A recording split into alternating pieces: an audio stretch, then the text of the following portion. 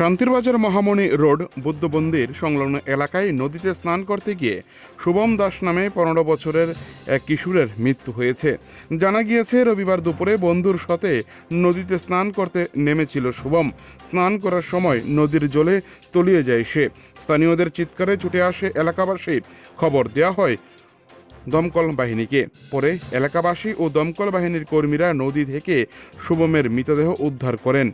শান্তিরবাজার জেলা হাসপাতালে নিয়ে যায়। সেখানে চিকিৎসক শুভম দাসকে মৃত বলে ঘোষণা করে এবং ময়নাতদন্তের পর মৃতদেহ পরিবারের হাতে তুলে দেওয়া হবে।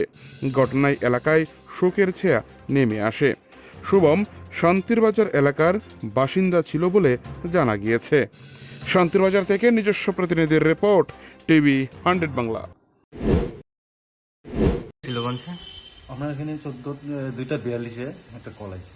এটা হচ্ছে আপনার মহামণি রোড কি বুদ্ধ মন্দিরের কাছাকাছি থেকে।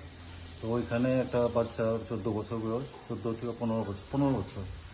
তো হ্যাঁ নাকি নদীর জলটার মধ্যে পড়ছিল। পরিরা তো আর উঠতে পারছে না, তো তারা তো শিওর এখানেই পড়ছে। তারপর আমরা তো 2:42-এ যাওয়ার পর সঙ্গে সঙ্গে আমরা পরপর গেলাম, গিয়ে অনেকক্ষণ খোঁজাখুঁজির পর একদম জলের নিচে ওরে পাইলাম।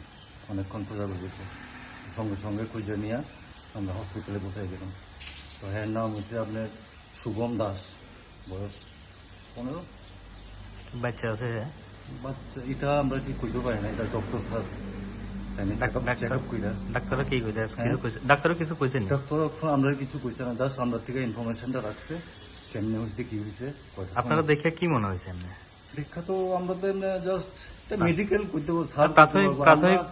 এটা আনকনসিয়াস পাইছি, মানে কোনো কথাবার্তা কইতে পারতেছে না, চোখ খোলা নাই বা নড়াচড়া করতে পারতেছে না। অনেকক্ষণে তো আসলে জলের নিচে না? অনেকক্ষণ